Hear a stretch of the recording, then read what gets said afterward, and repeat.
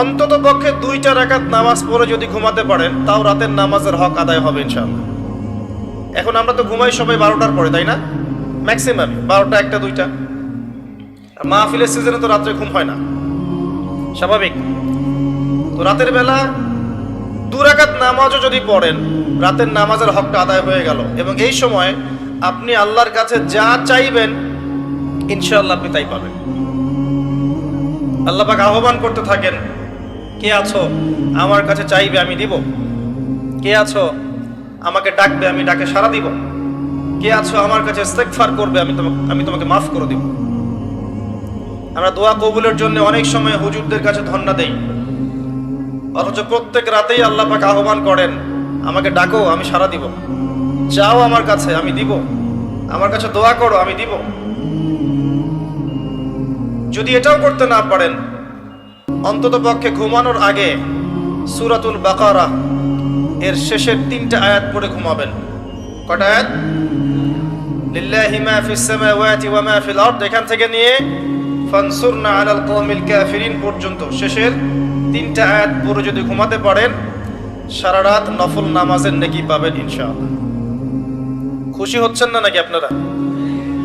সুবহানাল্লাহ কারো মুখ দিয়ে বের হচ্ছে না, ঘটনা কি? টাকা লাগবে নাকি বলতে? আচ্ছা, সূরা আলে ইমরান নাম শুনেছেন? এর শেষের 10টা আয়াতও যদি পড়ে ঘুমান ইনশাআল্লাহ এই নেকিটা পাবেন ইনশাআল্লাহ তাআলা। এছাড়াও রাত্রেবেলা পড়তে পারেন সূরা কাফিরুন, সূরা ফালাক, সূরা নাস, সূরা ইখলাস 3 বার করে, আয়াতুল কুরসি, আরো যদি সম্ভব হয় সূরাতুল মুলক। সূরা মুলক আপনাকে সূরা মুলক আপনাকে কবরের আযাব থেকে বাঁচাবে ইনশাআল্লাহ তাআলা। রহমানের বান্দাদের দ্বিতীয় বৈশিষ্ট্য হচ্ছে তারা রাত্রি জাগরণ করে, আল্লাহর স্মরণে দাঁড়ায় এবং সিজদা করে। আর সিজদায় বেশি বেশি দোয়া করবেন, নামাজের সিজদায় বেশি থেকে বেশি দোয়া করবেন, কারণ আল্লাহর রাসূল সাল্লাল্লাহু আলাইহি ওয়াসাল্লাম বলেছেন যে বান্দা সিজদায় আল্লাহর যত কাছে থাকে অন্য কোনো সময় সে এত কাছে থাকতে পারবে না। অতএব তোমরা এই সময় বেশি বেশি দোয়া করো, যা চাইবেন তাই পাবেন ইনশাআল্লাহ। সিজদারত অবস্থায় কি দোয়া করবেন? কোরআন এবং সুন্নাহ থেকে যতগুলো দোয়া আছে আপনি করতে পারবেন ইনশাআল্লাহ। সবচেয়ে সহজ বুদ্ধি বলছি, হিসনুল মুসলিম একটা বই আছে, কি নাম বলেন? হিসনুল মুসলিম বইটা অ্যাপসও পাওয়া যায়, গুগল প্লে স্টোরে অ্যাপস আছে। অ্যাপস তো বোঝেন? অ্যাপস বোঝেন এই যুগে মানুষ আছে নাকি? ওখানেও আছে হিসনুল মুসলিম বইটা, কিনেন অথবা ডাউনলোড করে নেন, দেখবেন সেখানে সমস্ত দোয়াগুলো দেয়া আছে। কোন কোন দোয়া আপনার প্রয়োজন সব দেয়া আছে, নিজের জন্য, পরিবারের জন্য, সমাজের জন্য, রাষ্ট্রের জন্য, শত্রুর সাথে, মিত্রর সাথে, সব দোয়া আপনি সেখানে পাবেন ইনশাআল্লাহ তাআলা। দোয়াগুলো করা যাবে ইনশাআল্লাহ। আর কিছু আমল নিয়মিত করবেন, মাহফিলে ওয়াদা করে যান। একটা হচ্ছে ডেইলি 100 বার সুবহানাল্লাহ বলবেন, পারা যাবে ইনশাআল্লাহ। প্রত্যেকদিন 100 বার বলবেন আস্তাগফিরুল্লাহ ওয়া আতুবু ইলাইহি, পারা যাবে? বলার চেষ্টা করবেন 100 বার সুবহানাল্লাহি ওয়া বিহামদিহি সুবহানাল্লাহিল আযীম, পারা যাবে? যদি বলেন সুবহানাল্লাহিল আযীম ওয়া বিহামদিহি, একবার বললে আপনার জন্য জান্নাতে একটা খেজুর গাছ নির্মাণ করা হবে। জমি আপনাকে দিয়ে দেওয়া হয়েছে, আপনি বাগান বানাতে পারবেন এখানে বসে বসে। দুনিয়াতে বসে বসে পড়বেন সুবহানাল্লাহি ওয়া বিহামদিহি সুবহানাল্লাহিল আযীম, সুবহানাল্লাহিল আযীম ওয়া বিহামদিহি, আপনার জান্নাতে গাছ রোপণ হয়ে যাবে ইনশাআল্লাহ তাআলা। প্রত্যেকদিন 10 বার, সকালে 10 বার, সন্ধ্যায় 10 বার দরুদ শরীফ পড়া যাবে। এতটুকু বলা যাবে আল্লাহুম্মা সাল্লি আলা মুহাম্মাদ ওয়া সাল্লিম, আল্লাহুম্মা সাল্লি আলা মুহাম্মাদ ওয়া সাল্লিম, এতটুকু বলা যাবে ইনশাআল্লাহ। বেশি থেকে বেশি বলতে পারবেন চলতে ফিরতে লা হাওলা ওয়ালা কুওয়াতা ইল্লা বিল্লাহ, বলা যাবে। আল্লাহর স্মরণে বলা যাবে হাসবি আল্লাহ ওয়া নি'মাল ওয়াকিল, বলা যাবে। চলতে ফিরতে পড়া যাবে আলহামদুলিল্লাহ, আল্লাহু আকবার, পড়া যাবে। লা ইলাহা ইল্লাল্লাহ পড়া যাবে। ইনশাআল্লাহ। আল্লাহ পাক তৌফিক দান করুন। তাহলে রহমানের বান্দার দ্বিতীয় বৈশিষ্ট্য, রাতের বেলা তারা সালাত আদায় করে এবং তারা এই দোয়াটা করে। কোন দোয়াটা? তৃতীয় আয়াতে আল্লাহ পাক বলছেন ওয়াল্লাযীনা ইয়াকুলুন, এবং যারা বলে, কি বলে? রব্বানা আসরিফ আন্না আযাব জাহান্নাম ইন্না আযাবাহা কানা গরামা ইন্নাহা সাআত মুস্তাকাররা ওয়া মুকামা। আল্লাহ পাক বলছেন রহমানের বান্দারা রাত্রি জাগরণ করে, সেজদা দেয়, কিয়াম করে এবং এই দোয়াটা করে, রব্বানা, হে আমাদের প্রতিপালক, ইসরিফ আন্না আযাব জাহান্নাম, আমাদেরকে জাহান্নামের আযাব থেকে বাঁচান, আমাদেরকে জাহান্নামের আগুন থেকে হেফাজত করুন, রক্ষা করুন। ইন্না আযাবাহা কানা গরামা, নিঃসন্দেহে জাহান্নামের শাস্তি প্রচন্ড ভয়ঙ্কর। অর্থাৎ সেজদায় তারা আল্লাহর কাছে জাহান্নামের আগুন থেকে আশ্রয় চায়। এই দোয়া না করতে পারলেও এটা তো বলতে পারেন, আল্লাহুম্মা আতিনা ফিদ দুনিয়া হাসানা ওয়া ফিল আখিরাতি হাসানা ওয়া কিনা আযাবান নার, এই তো এটাও হয়ে গেল। অথবা সকালে সন্ধ্যায় 7 বার বলতে পারবেন, আল্লাহুম্মা আজিরনি মিনান নার, আল্লাহুম্মা আজিরনি মিনান নার। ইনশাআল্লাহ ওই ব্যক্তি সারা দিনে মারা গেলে জাহান্নাম থেকে বেঁচে যাবে, রাতের বেলা মারা গেলে জাহান্নাম থেকে বেঁচে যাবে ইনশাআল্লাহ। সবচেয়ে সহজ এটা, আল্লাহুম্মা আজিরনি মিনান নার। অথবা এটাও বলতে পারেন, রব্বানা আসরিফ আন্না আযাব জাহান্নাম ইন্না আযাবাহা কানা গরামা। আসেন, জাহান্নাম নিয়ে বর্ণনা দিতে গেলে আজকে সারা রাত চলে যাবে। কয়েকটা শাস্তি বলি, কয়েকটা, যেই শাস্তিগুলো রাসূলুল্লাহ সাল্লাল্লাহু আলাইহি ওয়াসাল্লাম মেরাজের রাতে গিয়ে দেখে এসেছেন। মেরাজুন নবীর সময় চলছে না এখন। গতকালকে আমি এই বিষয়ে বিস্তারিত আলোচনা করেছি, এই জন্য আমি এখানে বিস্তারিত কথা বললাম না। শুধু এতটুকু বলছি, মেরাজের রাতে নবী সাল্লাল্লাহু আলাইহি ওয়াসাল্লাম যে শাস্তিগুলো দেখে এসেছেন তার কয়েকটা বলছি আপনাকে। জাহান্নামের শাস্তি, এটা এখন কোথায় দেয়া হচ্ছে? দেয়া হচ্ছে সিজ্জিনে। কোথায়? বারজাখের জীবনে। এই জীবনটা আপনি ব্যাখ্যা করতে পারবেন না বিজ্ঞান দিয়ে, কারণ বিজ্ঞান অতদূর পর্যন্ত দৌড়াতে পারেনি এখনো। কথা বুঝতে পারছেন? আমি তো বারবার বলি, বিজ্ঞানকে জিজ্ঞাসা করবেন রূহ বা আত্মা কাকে বলে, সে শেষ, দৌড় শেষ। রূহ বা আত্মা কাকে বলে? এটা কি কঠিন না তরল না বায়বীয় না কি? এটা জিজ্ঞাসা করেন সায়েন্সকে, উত্তর দিতে পারবে? একজন ব্যক্তি জীবিত, একজন মৃত, কি নাই? মৃত মানুষের মধ্যে কি নাই? রূহ নাই, আত্মা নাই। এটা কেউ ব্যাখ্যা করতে পারবে? ও গবেষণাগারে প্রমাণ করতে পারবে? তাহলে যে এটাই পারে না, কমন কিছু প্রশ্নের উত্তর দিতে পারে না, কিছু সায়েন্টিফিক আর টেকনোলজিক্যাল রেভলিউশন দেখে ওর পিছনে নাচার কোনো মানে আছে? যদি বলে মুসাফা করবো না, তাহলে কি মুসাফা করবো না? ও বলছে মুসাফা করবেন না, অসুস্থ হয়ে যাবেন। প্রতিদিন 100 মানুষের সাথে মুসাফা করি, আল্লাহ পাকের রহমতে অসুস্থ হয়নি। ও সত্য না আল্লাহ সত্য? আশ্চর্য বিষয়, আমরা এখন এমন একটা কনসেপ্ট লালন করি যে ও যা বলবে তাই সত্য।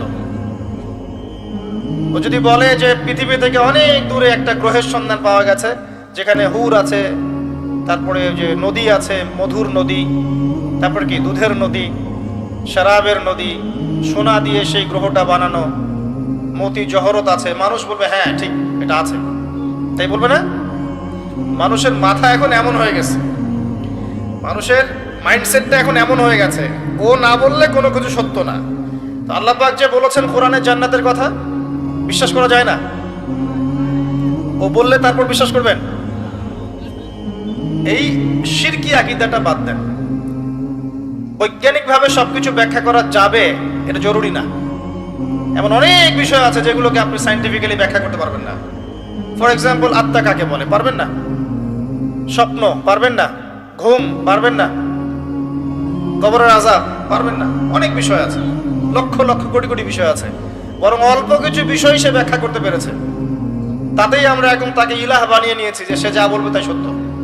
জি না, এটা শিরক। এটা কি? এটা মুসলিমদের মধ্যে শিরকি আকীদা ঢুকে গেছে একটা। আচ্ছা আসেন ওইদিকে না যাই। মেরাজের রাতে নবী করিম সাল্লাল্লাহু আলাইহি ওয়াসাল্লাম কিছু শাস্তি দেখে এসেছিলেন। বারজাখের জীবনে তিনি আসছেন, দেখছেন একজন ফেরেশতা যার মুখে হাসি নাই, কি নাই, তার নাম জিজ্ঞেস করা হলো, বলা হলো তার নাম হচ্ছে মালেক। কি নাম? মালেক। সূরা যুখরুফের মধ্যে তার কথা আছে। জিবরাইল আলাইহিস সালামকে বলা হচ্ছে যে তার মুখে হাসি নাই কেন? তিনি বলছেন আল্লাহ পাক মালেক নামক এই ফেরেশতাকে আমরা দোয়া করি আমরা যেন তার সাক্ষাৎ না পাই, জাহান্নামের প্রহরী হিসেবে সৃষ্টি করেছেন। যেদিন থেকে আল্লাহ পাক তাকে এই দায়িত্ব দিয়েছেন তার মুখের হাসি চলে গেছে। কথা বুঝতে পারছেন? নবী সাল্লাল্লাহু আলাইহি ওয়াসাল্লাম জাহান্নাম দেখলেন, তাকে দেখানো হলো। তিনি দেখলেন সেখানে বেশিরভাগ অধিবাসী হচ্ছে নারী জাতি। কারা? নারী জাতি আমাদের ঘরে নাই? শেষ জামানায় মেয়েদের সংখ্যা বাড়বে, ছেলেদের সংখ্যা কমবে। মেয়েরা ছেলেদের পোশাক পরবে, ছেলেরা মেয়েদের পোশাক পরবে। শেষ জামানায় এমন কিছু মেয়ে বের হবে, নিসাউন কাসিয়াতুন আরিয়া, যে মেয়েরা কাপড় পরবে ঠিকই কিন্তু কাপড় পরেও নগ্ন থাকবে। আমি কি বোঝাতে পারছি? কাপড় পরবে ঠিকই কিন্তু কাপড় পরে নগ্ন থাকবে। নবী সাল্লাল্লাহু আলাইহি ওয়াসাল্লাম বলেছেন এরা জান্নাতে যাবেও না, এর গন্ধও পাবে না। অনেক বেশি বেশি কিছু মেয়ে লাআনত করবে, অভিশাপ দিবে এবং স্বামীর সাথে কুফরি করবে। সারা জীবন যদি স্বামী তাদের ভালো মন্দ দেখে যায়, আদর করে, মহব্বত করে, সব ভরণ পোষণ দেয়, কোনো একদিন দেখবেন ঝগড়া লেগে গেছে, সে বলবে আমি তোমার কাছে সারা জীবনেও কিছু পেলাম না। এই কারণে এভাবেই এসেছে হাদিসে। আরো কারণ হচ্ছে মাতম করা, কেউ মারা গেলে বুক চাপড়ানো, পিঠ চাপড়ানো, হাউতাস করা, মাতম করা, এটা একটা কারণ। আর একটা কারণ লানত দেয়া, অভিশাপ দেয়া। তারা বেশি বেশি লানত এবং অভিশাপ দিয়ে থাকে। এই কিছু কারণে বেশি বেশি তারা জাহান্নামে যাবে। এই উম্মতের আল্লাহ পাক আমাদের মা বোনদেরকে হেফাজত করুন। আরেকটা কারণ হচ্ছে ফেমিনিস্ট রেভলিউশন, নারী আন্দোলন। ফেমিনিস্ট রেভলিউশনের কারণে মেয়েদেরকে আপনি আর ঘরে রাখতে পারবেন না, এরা আর ঘরে থাকবে না। মাথা ওয়াশ করে দিয়েছে, ঘরে থাকলে পিছিয়ে পড়ে। ঘরে কোন মেয়েরা থাকে? যে মেয়েরা পিছিয়ে পড়েছে ওরা ঘরে থাকে। যারা এগিয়ে গেছে ওরা নগ্ন হয়ে বাইরে বের হয়ে যাবে, বিভিন্ন সেক্টরে থাকবে, কিন্তু পর্দা মেনটেন করবে না। এখন ইদানিং দেখা যায় পর্দা এখানে একটু কাপড় ঢেকে দিয়ে গান বাজনাও করছে মেয়েরা। এটাকে জায়েজ করার বুদ্ধি পায় তারা চালাচ্ছে এবং মিডিয়া এমন ভাবে তুলে ধরছে যে হিজাব পরেও গান গেয়ে সারা বিশ্ব মাতালেন যিনি। সুবহানাল্লাহ। এই যে কিয়ামতের আলামত, আর কি আলামত চাচ্ছেন? মানে কিয়ামত যে কাছে, আর কোন আলামতের জন্য অপেক্ষা করছেন? বোরখা পরে কেউ যদি র‍্যাপ সং করে, র‍্যাপ সং বোঝেন, করে সারা দুনিয়া মাতা, এটা জায়েজ হয়ে যাবে? এটা মিডিয়া প্রমোট করে দেখাচ্ছে মানুষকে, দেখো বোরখা পরে র‍্যাপ সং করছে। সব করা যায় বোরখা পরে। ফেমিনিস্ট রেভলিউশন সেই দর্শন যার ফলশ্রুতিতে আপনি মেয়েদেরকে আর ঘরে রাখতে পারবেন না এবং তারা তাদের পর্দা রক্ষা করবে না। ফ্রি মিক্সিং সেই আযাব যার কারণে মেয়েরা এখন সতীত্ব রক্ষা করতে পারবে না এবং পর্নোগ্রাফির সেই মাধ্যম যার মধ্য দিয়ে দিন দিন ধর্ষণ বাড়ছে। এই বিষয়গুলো বোঝার চেষ্টা করেন।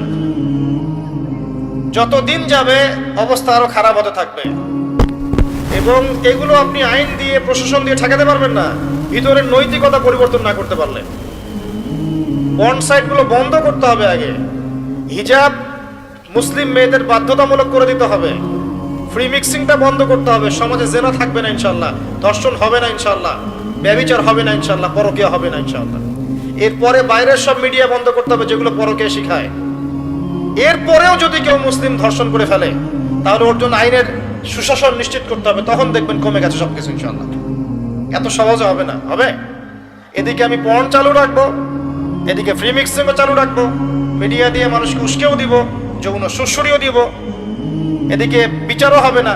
কিভাবে ধর্ষণ ঠেকাবেন? দিন দিন ধর্ষণ বাড়বে, জেনা ব্যভিচার বাড়বে, পর্নোগ্রাফি বাড়বে। দেখবেন কয়দিন পর সমকামিতাও বাড়বে, মেয়েদের প্রতি আগ্রহ কমে যাবে, ছেলেদের প্রতি আগ্রহ জন্মাবে। এরও পরে দেখবেন যেটা শুরু হয়েছে অলরেডি, আরো বাড়বে। আল্লাহু আ'লাম। বাচ্চাদেরকে দেখবেন ধর্ষণ করা হবে, মেয়ে বাচ্চাদেরকে।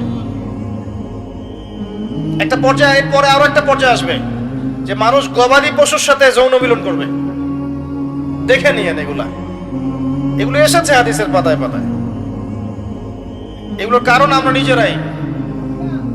যেটা বলছিলাম, শাস্তি তিনি দেখে এসেছেন। এটা অন্য উম্মতের মেয়েদের কথা বলা হচ্ছে না এখানে। নারীদের সাথে এমন কিছু হবে যার ফলে তারা বেশি বেশি জাহান্নামে যাবে। আর আপনি ভাবেন, চিন্তা করেন যে এই উম্মতের নারীদের সাথে কি হয়েছে এমন যার ফলে তারা বেশি বেশি জাহান্নামে যাবে।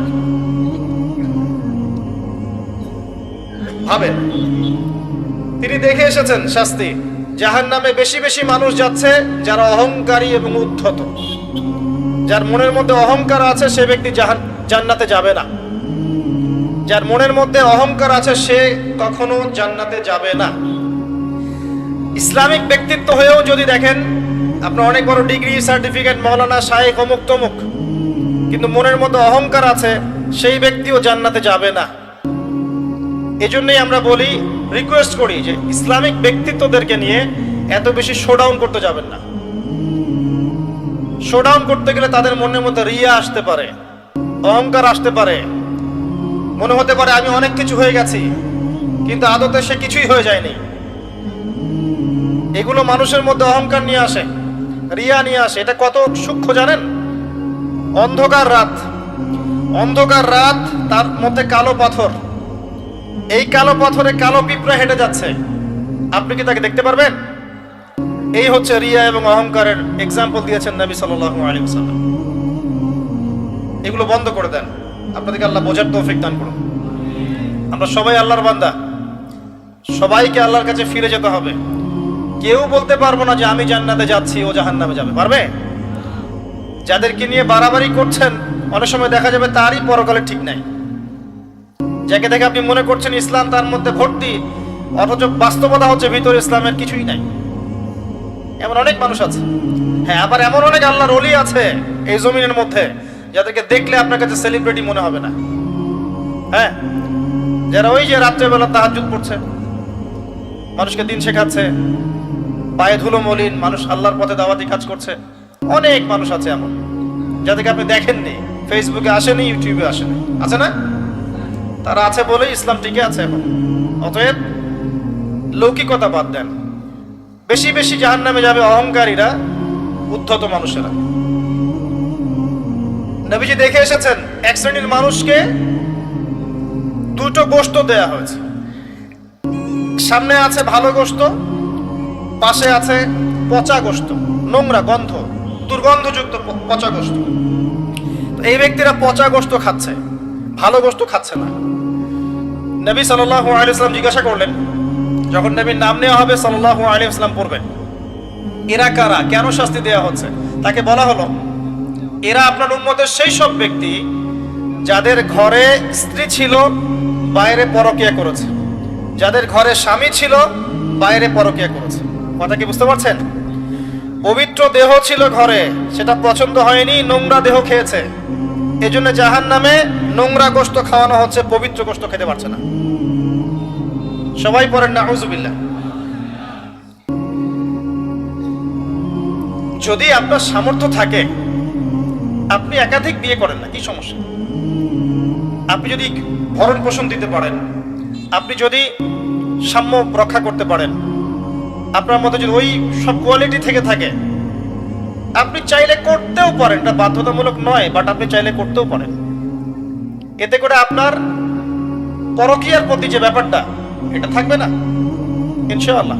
শুধু তাই নয়, আপনি এতিমের দায়িত্ব নেন, বিধবার দায়িত্ব নেন, ডিভোর্স মেয়েদেরকে দায়িত্ব নেন। এমন কিছু করেন যাতে আপনি বিয়েটা আল্লাহর জন্য হয় এবং এই বিয়ের জন্য আপনি আল্লাহর কাছে নেকি পাবেন। বড় মনের পরিচয় দেন। যদি আপনার পরকীয়াতেই এত আগ্রহ থাকে, আল্লাহর ওয়াস্তে বিয়ে করে ফেলেন, কি সমস্যা? হালাল নেন, হালালে থাকেন। যেটা হালাল সেটা হালালই। সারা দুনিয়ার মানুষ যদি হালালকে ছিছি করে, হালাল কখনো ছিছি হয়ে যাবে না। যেটা হারাম সেটা হারামই। সারা দুনিয়ার মানুষ যদি বলে হারাম অনেক ভালো, হারাম অনেক ভালো, হারাম কোনোদিন ভালো হয়ে যাবে না। জেনা জেনাই, পরকীয়া পরকীয়াই। এটা আপনি বিয়ে করেছেন, এটা পবিত্র, এটা পবিত্রই। পবিত্রের মধ্যে থাকেন, আল্লাহ পাক বারাকা দিবেন ইনশাআল্লাহ। তো এটা শাস্তি তিনি দেখে এসেছেন। আরো দেখে এসেছেন, যুবকরা ভালো করে শোনেন, যুবতীরাও শোনেন, একটা চুলা দেখে এসেছেন নবী সাল্লাল্লাহু আলাইহি ওয়াসাল্লাম। চুলার নিচের দিকটা হচ্ছে প্রশস্ত আর মাথাটা চিকন, এমন শেপটা অনেকটা, আল্লাহ ভালো জানেন, আমি বুঝাচ্ছি, বোঝানোর জন্য বলছি, হয়তো বা এমন মাথাটা গোল, এটা এভাবে রাউন্ড করা চুলা দেখে এসেছেন। ভিতরে কিছু মানুষ আছে, নিচে আগুন জ্বলছে, যখন নিচ থেকে আগুনের ফুলকি উঠছে দাউ দাউ করে, তখন মানুষগুলো নিচ থেকে উপরে উঠছে, আর যখন আগুনের তেজ কমে যাচ্ছে মানুষগুলো নিচে নেমে যাচ্ছে, এভাবে শাস্তি চলছে চলছে। নবী সাল্লাল্লাহু আলাইহি ওয়াসাল্লাম জিজ্ঞাসা করলেন, এরা কারা? তাকে বলা হচ্ছে, এরা হচ্ছে আপনার উম্মতের সেই সব ব্যক্তি যারা জিনা করেছে। আমার কথা কি বুঝতে পারছেন? আপনার বান্ধবীর সাথে আপনি যা করছেন এটা জিনা। তার সাথে আপনি ফোনে কথা বলা থেকে শুরু করে রিকশায় ঘোরা, কফি খাওয়া, অনলাইনে চ্যাটিং করা, ডেটিং করা, বিছানায় যাওয়া, যা করছেন সবই জেনা। শুধু ফিজিক্যাল সম্পর্কটাই জেনা নয়, তার আগে যতগুলো ধাপ পার করে আসছেন সেগুলো জেনা। আল্লাহ পাক বোঝার তৌফিক দান করুন। এবং মেয়েরাও যা করছে ছেলেদের সাথে, বয়ফ্রেন্ডের সাথে, সবই জেনা। চুলাটার কথা মনে রাখবেন। এবং আমরা মাঝে মাঝে এরকম জেনার দিবসও করছি, যখন মানুষ ইউনিভার্সাল জিনা করছে। যে পাপের কারণে 1 বছর বহিষ্কার করতে হয় মুসলিম সমাজ থেকে, 100 বেত্রাঘাত করতে হয়, সেটাকে আমরা নাম দিয়ে দিচ্ছি কাছে আসার গল্প।